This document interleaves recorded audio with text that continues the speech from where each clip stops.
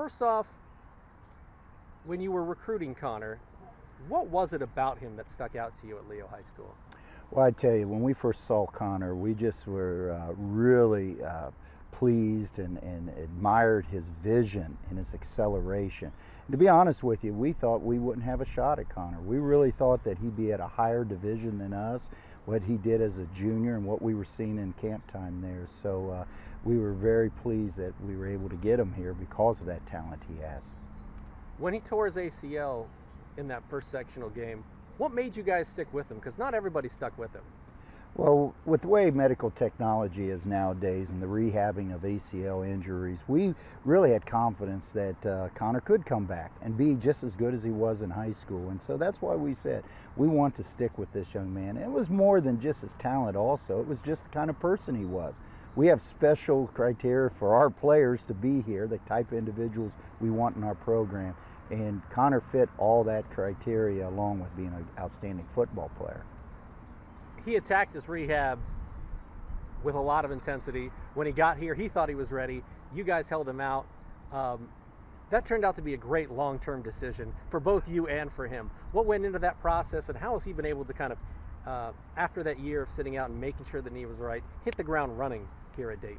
Well, I tell you, when he came in, we already had a couple good running backs in our program, and so we didn't feel like we needed to rush Connor. And we felt he was fine, healthy, and could play, but we really didn't need him right away. And so that gave him a year to get adjusted to college and to get adjusted to college football.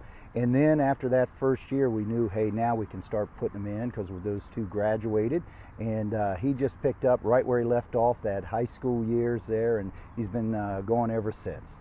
You've been around this Dayton football program for a long time, reading your over 40 years, I think, as a player and as a coach.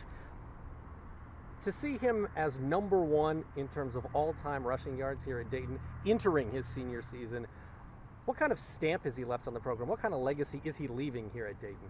Well, he's going to leave one of the best legacies as a running back ever at the University of Dayton, because I have been here a long time and I've seen all those running backs that are in the upper yardage career there. In fact, the record that Connor broke was a teammate of mine back in the mid-70s there. And so I got to see Sylvester quite a bit and who held that record there. But Connor's one of the best. Size, speed, acceleration, vision. He has all those tools, and that's why he's the leading career rusher here at Dayton. It sounds like NFL teams are starting to sniff around, and he's getting some of that interest. Do you see him as a guy that can play on the next level? I certainly do, because again, of those qualities I just mentioned about his size. He's 217 pounds. He's a little over 6 foot. He can run sub 4.5s, and the best thing about him is his vision.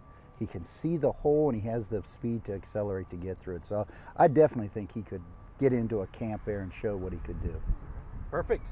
Anything else you'd like to add? No, that's good. All Those right. good questions.